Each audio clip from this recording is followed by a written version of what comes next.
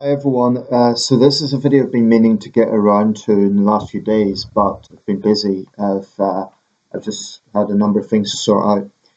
Now, disclaimer here: the speech that I'm going to be referring to, I haven't watched it in full, so I'm being upfront about that.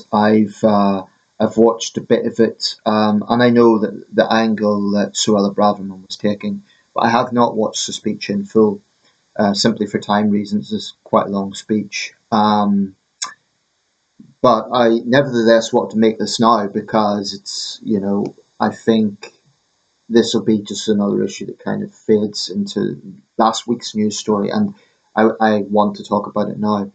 But not just about Braverman's speech, about the wider issues. That's why I think it's okay to proceed with this video without having watched the whole speech. Um, Basically, what she was arguing is there has to be control on this. There has to be control on the issue of migration, and she was taking a hardline approach.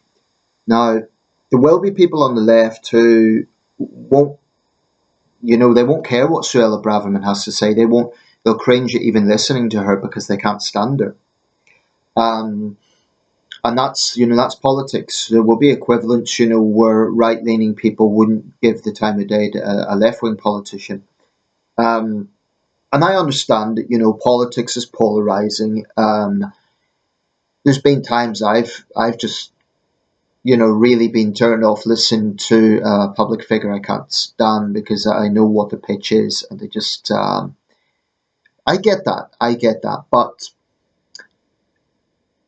and also just for the record, I wouldn't call myself a huge fan or supporter of Suella Braverman. There's been times, I mean, I think she's got off the hook more than enough in terms of integrity in politics. That's a big issue. I do think, she personally is partly responsible for the sleaze image of the Tory party because, you know, the ministerial breach that she was guilty of, if a normal person done that sort of thing in their work, they would be fired immediately. And Braverman continues as Home Secretary. Um, I wonder what she has on Sunak. It's just, but she is where she is. She's in office, and so long as she is in office, let's judge her performance on that. Okay, whether she should be there or not is a valid question, but it's just a reality. She is the Home Secretary. Um, it's one of the most powerful jobs in the country, of course. It's one of the great offices of state. So it comes with enormous responsibility and pressure. And I think it's one of the hardest jobs in politics because not only are you dealing with issues to do with national security and counter-terrorism and all the very complex issues around immigration, crime. I think it's a very difficult brief, Home Secretary. Um, But Braverman is a polarizing figure. There are some on the right who really admire her. They say she is a woman who's telling the truth. She's saying what needs to be said. And then to the left, she's just engaging in, as they would put it, dog whistle politics, and as they would put it, pandering to the far right. Now, I think that's a lazy trope. I would actually argue that if if mainstream politicians don't talk about these things honestly, then it will get picked up by the fringe. It will get picked up by more blood and soil nationalist types.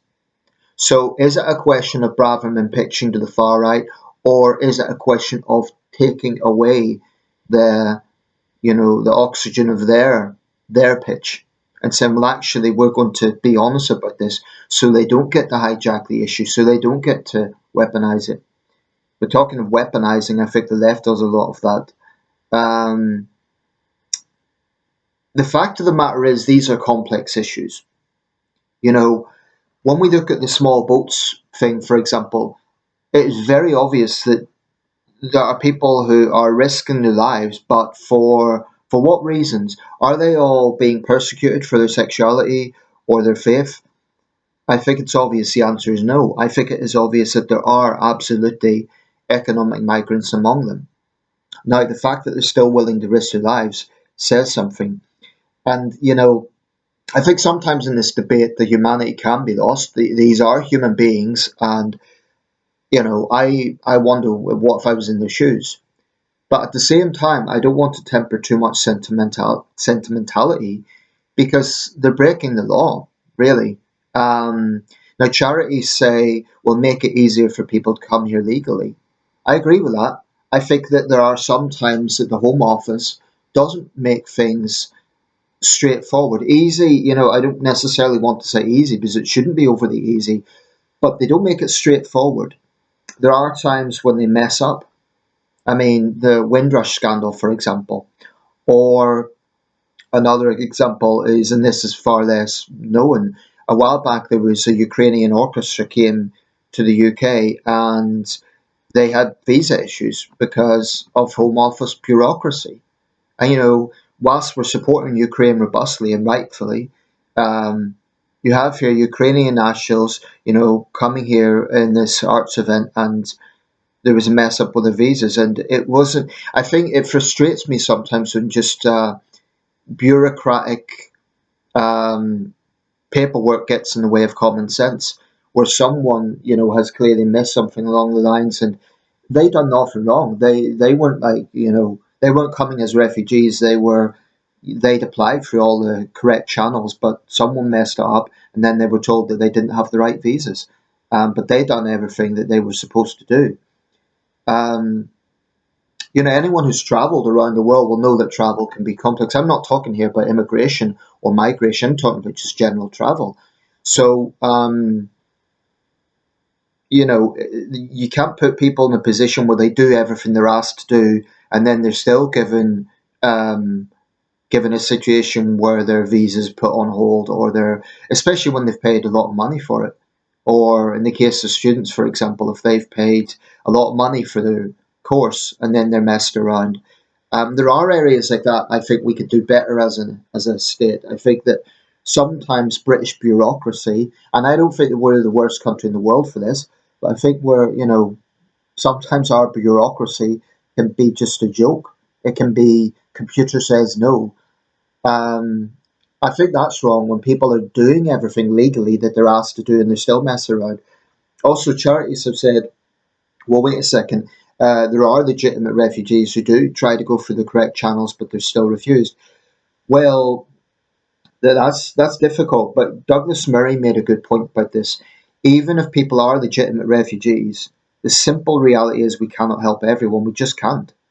I mean, around the world right now, there's probably tens of millions of people who have some cause to get to a better life outside of just economic issues. Unfortunately, persecution is widespread in many parts of the world, so is war. But take, for example, Afghanistan. Technically, and this is the point Murray made, technically everyone who isn't in the Taliban would could say that they're persecuted because they're living under a theocratic totalitarian regime. So technically, the whole of Afghanistan could claim asylum. Technically, the whole of Russia could claim asylum. Now, that's never going to happen. So, there is, I think sometimes in the emotional side of this argument, common sense gets lost. Yes, it's awful what people are going through, but we just can't help everyone. We just can't. Nor can any country. It is worth pointing out, though, that Britain, we're not even probably in the top 10 in terms of refugee intake. I think the highest is Turkey. Pakistan has a lot of refugees from Afghanistan. Jordan. So we're not like it's so sometimes it's a little bit hyperbole that we're being flooded by refugees. That sort of language isn't helpful because it isn't accurate. Nevertheless, we're a small country. This is what needs to be understood. Britain is not a big country. In terms of actual size, we rank, I believe, if I've got this right, 79th by area in the world. That makes us small to smaller, medium-sized country. We're about the same size as Uganda, 242,000 square kilometers. Um, Yet in population, we rank 22nd between Thailand and France. Um, in other words, this country is quite densely populated.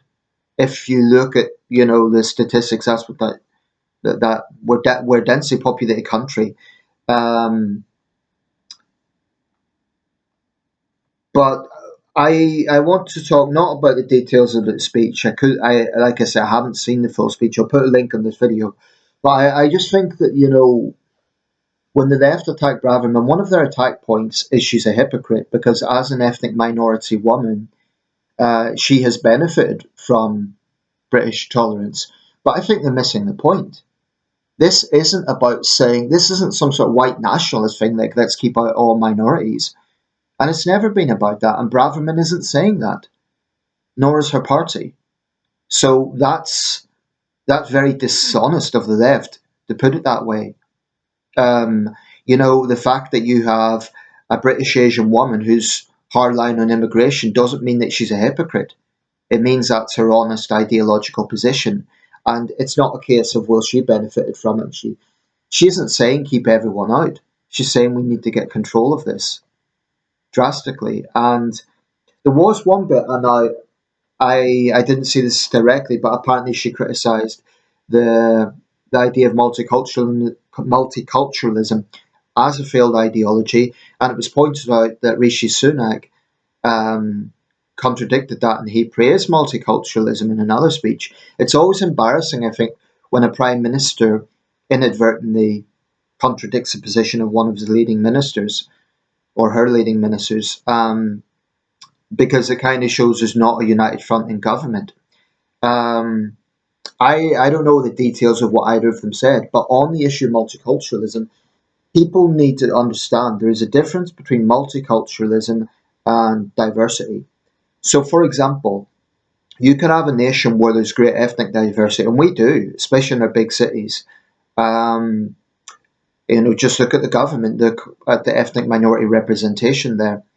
In fact, three of the great offices of state are minority people. You have a British Indian Prime Minister, a British Indian Home Secretary, um, um, a black British Foreign Secretary, and then a white guy. The token white guy is the Chancellor. Just joking. But my point is, the diversity of government shows. I mean, that's why it's pretty absurd for the left to talk about. And to be fair to Boris Johnson, he had the most diverse. He brought in that diversity, really. Um, it's not often I say to be fair to Boris Johnson. I think he's pretty corrupt, but that's beside the point. The left they have to stop this constant weaponizing of race because I think it's a very weak argument when they can say, these policies are cruel, these policies are they're too bureaucratic, or they can say all of that, but trying to say it's racist to want controls on our borders is obscene. It's obscene, and it shows just how detached from reality the left is. I think there's a lot of people in the left who get very emotive about this because they see desperate people risking their lives, including children, and it's an awful thing. It's an awful thing, but we just can't help everyone. We just can't, and we have to have vetting on who is coming in because even if you have someone who is perhaps fleeing persecution, they still may not necessarily share our values. And on the point about multiculturalism, I used to be a little bit dewy-eyed about this. I thought, oh, it's a wonderful thing, everyone getting on, and well, actually, no. I used to think, oh, it's wonderful. It's a celebration of differences. That was naive because you cannot tell me that someone who, for example, believes that alleged blasphemers, should be stoned to death. You cannot tell me someone with that mindset should be in a Western liberal democracy. You cannot tell me that someone who thinks that gay men should be thrown off buildings or women who've been raped should be stoned for adultery, that they have any place on our shores, because they don't. They should be blocked without question. I would also take a hard line against anyone who is overtly anti-British. I mean, it sounds like a no-brainer, but even frankly, some refugees may not necessarily be pro-West. Um, I think that has to be a major test, and it shouldn't just be okay. Well, they just tell the immigration officer, "Oh, we love Britain." I think there needs to be some. I'm not entirely sure how we would go about it, but I think this is a serious matter because, frankly, I think there's people who come into this country who are hostile to Britain as a country. They have no right to be here. No right. And I know this because of personal experience. In fact, I'll share a personal anecdote. I, about 8 years ago, knew a Thai woman. And by the way, Thais are not like a big part of this issue. They're a very small percentage. But this is just an example. Um, Basically, she was an outspoken Republican. Now, if you know anything about Thailand, they have very strict laws on the monarchy, and the monarchy is basically revered there. The current king, not as much as his father, but the laws are still very much in place. Well, basically, she claimed asylum status in the UK because she'd been persecuted by Thai royalists. And that wasn't hot air, she really was, because I saw this directly. And even in Britain, she was targeted by these people. And that, at the time, I stood up for her. And they're actually among my most viewed videos. I haven't taken them down yet. Her name was Rose. Amonpat. Well, she went by several names, but that was one of them. But basically, I stood up for her. I stood up for her freedom of speech and her right to, have her opinions without being harassed. But more recently, I've detached from her, disconnected from her for a few years now because I noticed she was starting to get very. Firstly, she was pro-Putin and pro-Russia, which disgusted me.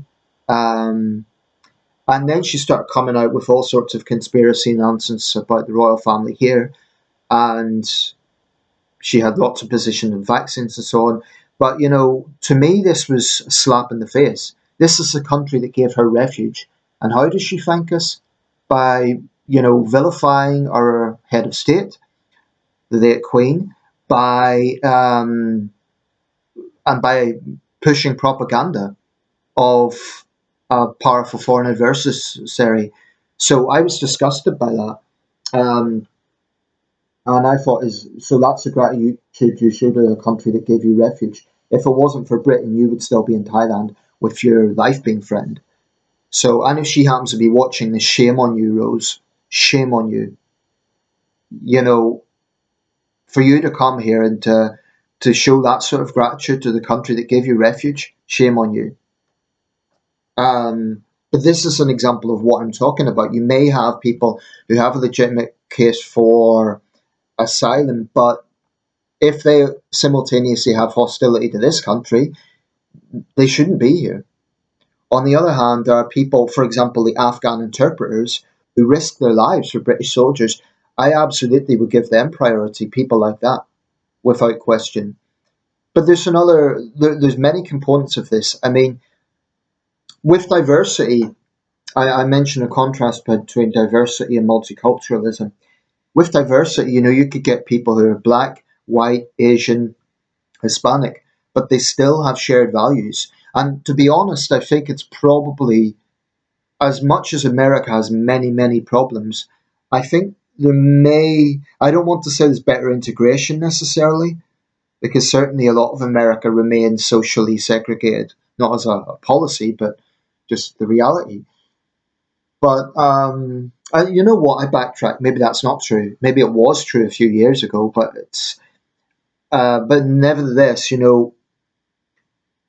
there are many British Asians who are very patriotic to this country, who love this country, and Black Britons as well. But there was a poll done showing only something like, I think, The Voice, which is a black newspaper, found that only a minority of Black Britons felt proud of this country. Now that's very concerning. Now they said it should be a wake-up call for us to do better. My question is, well, what sort of agenda are you pushing? Maybe you're pushing the constant victimhood narrative. If you're pushing critical race theory, then of course that's going to leave a cynical overview with some of your black readers. Um, so I think there are people who are constantly harboring negativity against this country. And we're not perfect, but I really believe strongly that that has to be one of the key litmus tests. Are people hostile to this country? And if they are, they have no business being here. Um, but there's others I would definitely prioritize, definitely Hong Kongers, because they're extremely patriotic towards the United Kingdom. They love this country. I mean, you saw that during the protests. They were waving British flags, Afghan interpreters, people who are showing that they really have an affection for this country. I think definitely they should be given priority. Um, But there's so many layers to this, too much to say in one video. But it just, I find it really, really galling that when a politician speaks up on this issue, she's immediately branded, far right or engaging in dog whistle politics. What the hell does that mean anyway? I would say, those who talk about dog whistle politics are the ones who are hearing the whistle. In other words, they're the ones who are um, trying to find fault where there is none. And honestly, to their fleeing people who, are vilifying Braverman, I say, well, what would you do? Really, what would you do? Would you just let everyone in without checking, without balance? And you talk about compassion and humanity, that's all very well. But is it actually humane towards refugees themselves to have this unlimited situation? I knew a young Iranian guy, a Christian, and he told me that Calais was a frightening place because there were Islamists there who, if they knew his identity, could well have killed him. And this wasn't in Iran, this was in France. Of course, it goes without saying that. So, my point there is if you have unlimited unchecked immigration, you get situations where people who, could well hate other refugees and then their lives and their safety is at risk. What about, single women? And, there's often been a lot made of the fact the number of young single men that are coming over. I think there is legitimate questions about that. In some cases, they are joining family who are already here. I know that to be true because I knew a young Syrian family, and the guy had come himself, his wife and daughter were already here. Son, excuse me, were already here. They were good people. I knew them not very well, but I could tell they were good people. But I think the left they're guilty of oversimplifying this. They're guilty of weaponizing race. Now, to be fair, there are some on the right who seem to be utterly desensitized, and they are forgetting the human component. There are some on the right who come out with pretty vile jokes. For example, when a migrant boat sinks, I have no time for that. Um, I've we need control and we need to vet who's coming in, but it doesn't mean you should dehumanize people. That's why the likes of Katie Hopkins, I think she's toxic because to talk about people as she did as cockroaches, it's dehumanizing, and I think that sort of language does pander to the far right without question. But I don't think Braverman's doing that. I haven't seen her say anything that can really be described as neo-Nazi or vilifying um, of migrants. Look at the Albanians. I mean, there was a while back there was an influx of Albanians. Now, Albania is a relatively poor country. It's got corruption problems, but it's not a war zone. Not now. Maybe at the time of the Kosovo crisis. And yeah, there's tensions in Kosovo right now, but it is not a war zone. So, what reason was there for a large influx of Albanians? It's pretty obvious. It was migrants. It was economic migrancy. And when that issue was raised, in fact, I think it was Rishi Sunak who raised it. The Albanian Prime Minister had the arrogance to say it's a British problem. So these are Albanian nationals coming to this country, and the Albanian Prime Minister just shuns all responsibility. Instead of considering why are these people wanting to leave your country, why are you not dissuading them from leaving, you just attack the British. It was a pathetic failure of leadership on the part of the Albanian Prime Minister. And as for France, I don't want to sound like a conspiracy theorist here, but I do suspect a little bit that there is a little bit of the French side which is trying to punish us for Brexit by making things difficult regarding the small boats crossings. The French do have a responsibility for migrants who are in France. Um, and, French police have a responsibility to do more to stop these boats going over because they're leaving from France. And I appreciate these people are very determined and they will find various ways to get around it. But, um, it's even been reported that the French Coast Guard will deliberately let them go past to get into British waters. Now, that is very cynical, and I think it's, post Brexit, the French should be not engaging in those sort of cynical tactics. Um, so I think that's wrong. And I think the British side is right to say, well, wait a second, you need to get control on this as well. We need some sort of, and we'll assist you if necessary, but you need to get control on it. I would propose maybe for that some sort of joint policing work, perhaps, with the French Interior Ministry and our Home Office, something like that, some sort of joint work, at least more coordinated than it has been. Maybe some sort of joint Coast Guard patrol. Um, because the whole point of Brexit was taking back control. So, um, I'm going to round this up quite soon, but this really isn't a black and white issue, and neither right or left should be painting it like it is. I don't advocate like bringing up the drawbridge and just stopping everyone coming in, but I don't think anyone's advocating that position. At least no mainstream figure is. But the fact of the matter is, it's all very well for North London chattering class lefties to talk about how we need to be all humane. But it's often working class families in Kent and Essex who are on the forefront of this. And then they see, young men coming in, sometimes, and then we have this issue with migrant hotels where you get these standoffs. It's I think that the Liberal Democrats actually said, it might sound strange to quote them, but a while back their argument was don't put a large number of migrants in areas of social deprivation. Well, that's not wrong. That's actually quite a reasonable position because that's where you're going to have tensions. Because understandably, local people who are already struggling themselves will say, well, why are they getting this hotel accommodation when we're struggling to get by? No, it's not quite the same because poor people in Britain aren't living in a war zone. So I think it's a little bit of, so people shouldn't assume they're just all economic migrants. I think some of them are, but I think some of them really are fleeing terrible situations. And if we look at the other big migration points around the world, it's the same situation effectively, like a mirror image with what's happening between Mexico and the United States, because a lot of those migrants are coming from countries like Honduras, El Salvador, Venezuela, with extremely high crime levels, very dangerous countries. And who wouldn't want a better life? I mean, this is the point I would make to the reactionary right.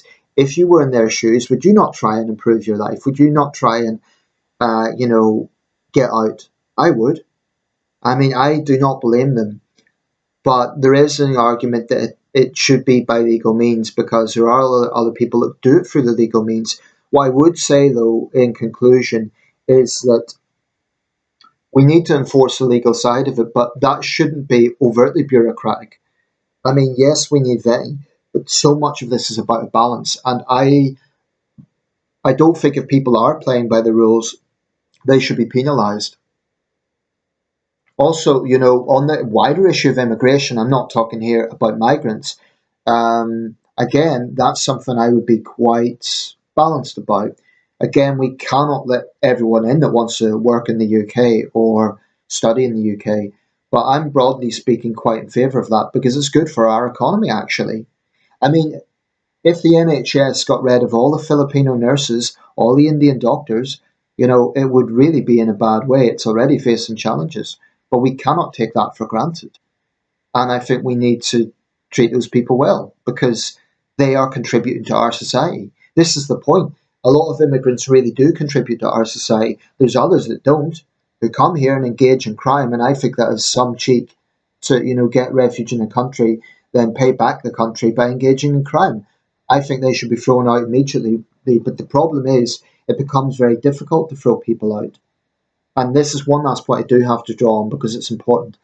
Um, it's pretty pathetic to see the left have these campaigns to stop people being deported when those people, in some cases, are criminals.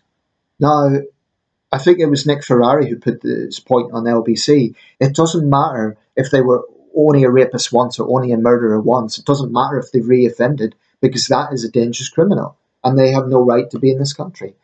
Now, criminality, of course, you know, technically in Pakistan, if you commit blasphemy, you're a criminal. We would have a very different attitude to that. But, crimes that we would also consider serious crimes, then those people have no business being here. And it's pathetic to see the left going out of the way to defend them. They look foolish. They really look foolish. Anyway, this is a complex issue. It really is. And I don't think any government can get it perfect. I really don't, no matter how tough they talk. I don't think any government could get this absolutely perfect. But I think we can reduce the number of people that are coming in. One thing I do favour is very harsh penalties for people traffickers. I agree with those who say they're evil. I think it's one of the most despicable crimes to take away people's passports, to exploit them in that way. Look at the case of the Essex lorry deaths 4 years ago, the Vietnamese migrants. That was absolutely evil. And I think the perpetrator, the lorry driver from Northern Ireland, I hope he got a whole life tariff for that. I think that's I think that's mass murder. Um, I mean, anyone who would basically treat other human beings as chattel, I think to me, that is one of the very worst crimes. We talk about modern day slavery, but again, our pathetic justice system, more often than not, when this happens, when you see people enslaving situations, and frankly, the Romani community is involved in that, or rather, I should say, the traveller community, for all they talk about persecution, they have also been involved in human trafficking and, frankly, modern day slavery. And sometimes I've read cases where that's been exposed and the perpetrator's got 5 years. 5 years? For keeping someone in slavery for 20 years? Abhorrent. So I totally favour harsh penalties for these people because it's evil. Absolutely evil. But it also shows that, the migrants themselves aren't stupid. They must know that the Mediterranean and now increasingly the English Channel is becoming a graveyard. It's becoming so for me, even the economic migrants, the fact that they're willing to risk their lives, it shows that even if they are economic migrants, there is a desperation there. That's why I don't dehumanize them. I don't vilify them because I know, to get to that point where you would be prepared to do that, you know, we should be grateful that we're not in that position. But just this really compassionate, benevolent, open our arms out and let everyone in. It's just so naive and it will not work. And that is where the left is wrong. And they're also wrong to weaponize race. Okay, let me know your thoughts. A lot of issues with this one, so let me know your thoughts.